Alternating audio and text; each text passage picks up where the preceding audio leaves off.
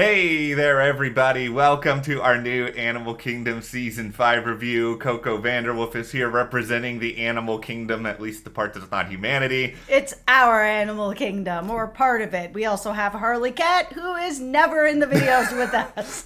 That's right, because listen, just like the Cody boys, some of them are more agreeable than others. That's right. We have a lot to talk about in this video because it seems like we're getting Pope back, but it's sort of like right when it seems like Pope is back, now Jay is just gonna be like, alright, I'm a head out now. Bye, Jay. You guys know I'm not a big Jay fan.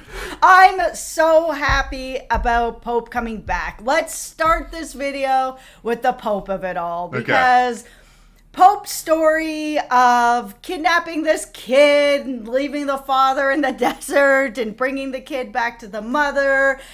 It was all obviously for Pope, this idea that a mother, needs to be with their child, and a son needs his mom, and it's all, of course, about him. But in general, I didn't like this story. It just kind of went nowhere. But getting Pope back with the group, he seems to feel at peace, enough peace where he's like, not only is he back with the group, but he's hugging people. He's the voice of reason with Jay, who's ready to like, peace out, I'm leaving. Pope's like, you're not going anywhere.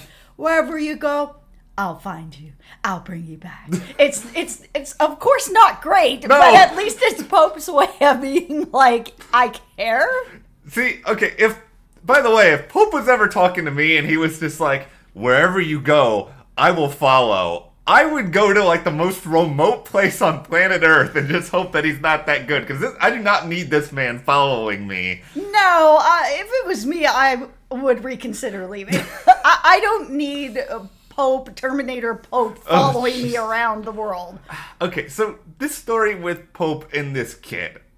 Here's the thing with it. I understand it's a means to an end, and that end is Pope getting back with the family, finding peace. He has helped, a mother and her child, and this is something that clearly goes back to a lot of his issues with Smurf. But did we need a 3-episode story arc about this with characters I don't really care about? And beyond all that, presumably, the dad's not dead, right? Like, he's still gonna be out there. Yeah, that's the thing. He helped, but now he's given mother's basically a kidnapper, fugitive on the go with her son. If she ever gets caught and doesn't make it to Canada, or even if she does, I mean, she's a fugitive now. She's unless the father does just let it go in hopes that, Pope will never return, which I kind of just 50-50 on this. It's just, what kind of life did he just give to this kid and this mom on the run? Questionable. Okay, Pope, you know what? I get what you're doing, but I know you're watching. I also just feel like, this was a very selfish act at the same time, Pope. Yeah, sure, you think you're trying to help this woman, but really, you're trying to help yourself at the same time, and it seems like this was sort of your solution. And I'm going to tie it back to what you said earlier about the I'm going to find you thing, is that Pope's definition of helping people is a little bit skewed and just sort of messed up in his head. Speaking of help, hit that subscribe button. It helps grow our channel, and we have been growing. It's been really cool, and thank you to everyone who has been watching our Animal Kingdom reviews. It's been fun to review the show, even though, there's been parts we like and parts we haven't liked, and we are big fans of the show, but we'll always be honest with you guys. So hit that subscribe button and keep watching the videos. And if you don't hit that subscribe button, we will. No, I'm just joking. I'm just joking. Don't click off. Listen. Okay, but you could also go over to our Instagram if you do want to hunt us down. There you go. And learn a bit more about us and a bit more about Matt's Donut Adventures. So it is Matt and Jess TV. Go and give us a follow. It's much happier than Threats Donuts, isn't it, though? Okay, let's talk about the fight. I want to talk about the fight. The fight was... I don't want to say fun, but I enjoyed this fight very much. It was a long time coming. Oh, it was such a long time coming. They have done a very good job this season building up the tension between the guys. This fight needed to happen. I mean, they've all been trying to pull power and push back at each other. This fight just needed to happen. Now, obviously, Jay on the other side of this fight is kind of like, I'm out of here. And I get it. Everybody's really hot at the moment and heated over what happened. But man, that fight needed to happen. And even the fight before that with just Craig and Darren, that fight specifically really needed to happen.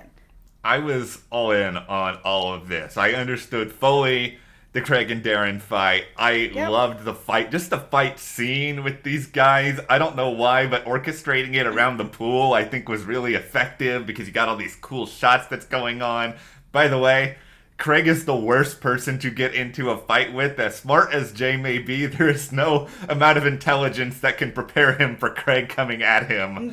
No, he just has brute force. There's just nothing. And I mean, especially with the house still being trashed. I mean, oh my God, these guys are a little bit old for this still. Like Jay, yeah, he's still young, but Craig in this like midlife crisis bender thing he's going on, I really have to wonder what these guys have done with their money, because they have all gotten shares of the money from all the heists over the years, where we've seen Smurf reinvest in properties, in herself, in sort of this business to make it better heists, get more money, build up. We've seen that in the past. We've seen it in the present while she was still alive.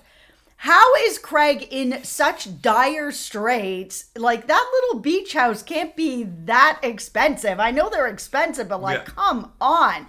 That he is at the point that he needed that sale to go through with Pete so bad that since it didn't go through, now he's like, oh, I'm just going to run around, knock over convenience stores and bars. I'm like, what is happening here?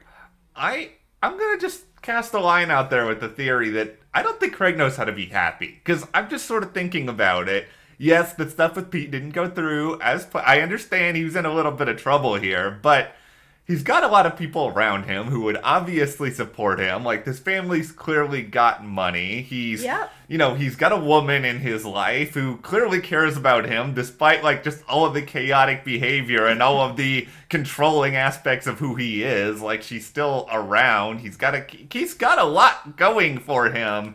And yet, here he is resorting to getting into fights, going on benders, beating up Jay, a member of his own family. It's just like, where is this getting you, Craig? Yeah, I think Craig might be, and I might be like just looking too deep into this, but that he might just be having sort of the new daddy syndrome, which is sort of just like things are starting to settle. Like, it's one thing to have a woman in your life, or, you're working somewhere, or even you have your own little place or whatever. But as soon as that kid comes in, it does turn into something different for both parents, where it's like, you see Ren sort of struggling with it too, where she's giving up her business and trying to settle down. It's not working for her, and it's the same for him. Now all of a sudden he has this, a little person that's like needs to depend on him. Yeah, of course. And he feels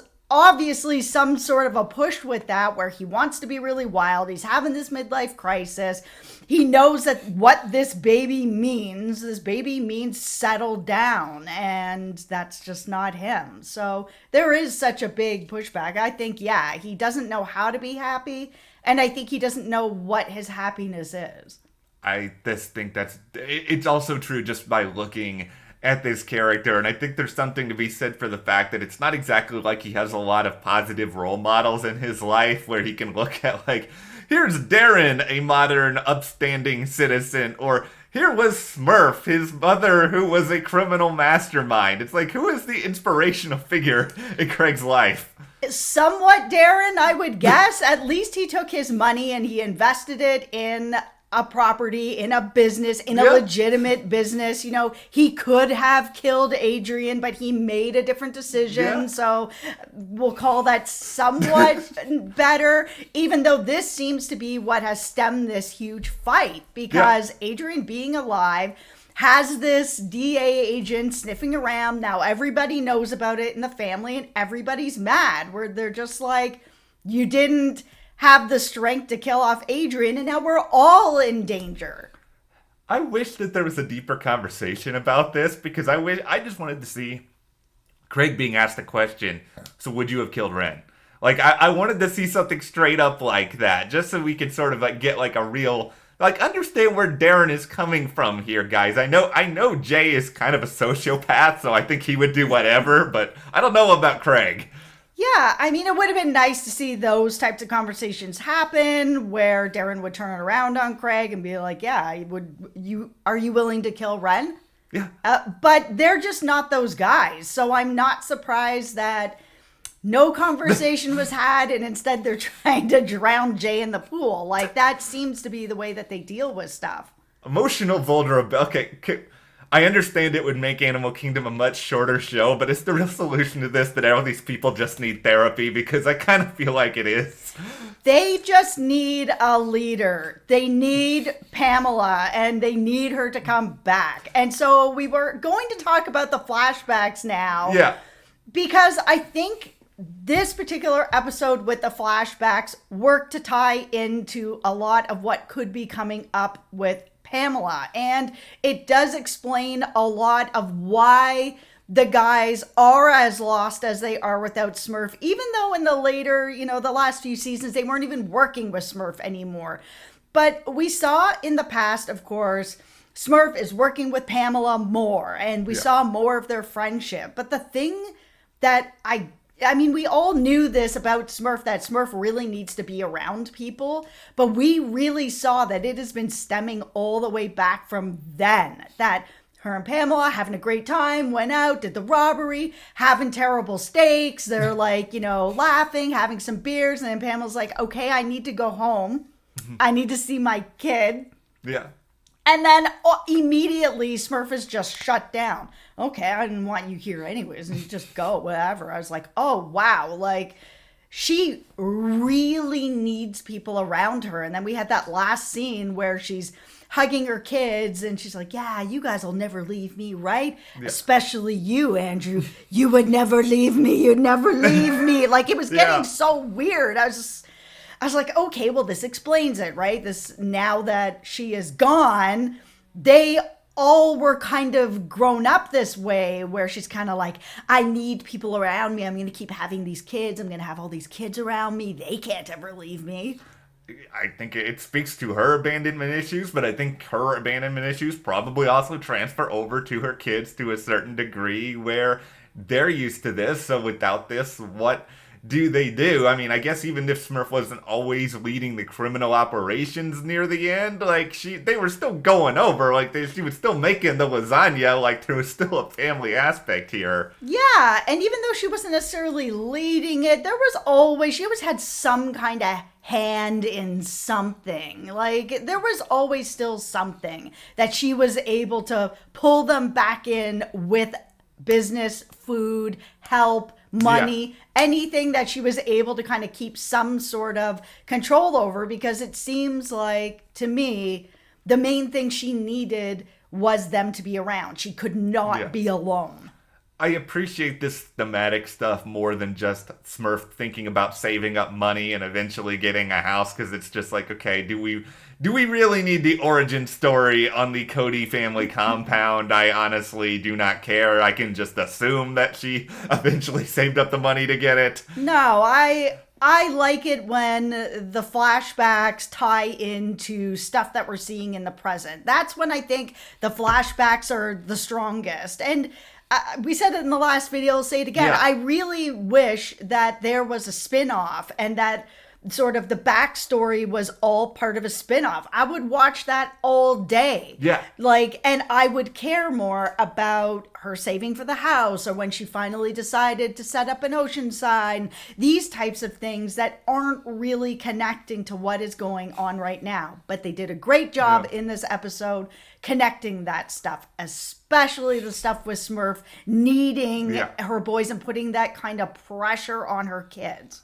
I just hope that all of this is just going to come full circle and build towards, because we have a handful of episodes left this season, that maybe there's a huge, gigantic, life-changing job at the end of this that Pamela's involved in, that these people all have to rely on each other for, that kind of actually shows why they were brought up the way that they were brought up. Absolutely. Pamela's role, not done. Yeah. Okay, well, we'll turn this over to you guys, because what did you guys think about this episode? I do think it was a little more successful than some other ones as of late, though, like we said, I don't think the Pope stuff needed to go on for 3 episodes. No, I mean, I would have been fine to sort of see him go on a journey for a few episodes if I had to by himself, but I think that this show works best when all of them are together and they're able to play off each other a bit more. Jay, you're not going anywhere. You're not going in. Pope will find you. Okay, anyway, let us know. I was about to say we will find you, but I don't think he's going to be that intimidated by that. No. Well, let us know what you think about this episode. Subscribe to the channel, give this video a like, and we'll see you here next time.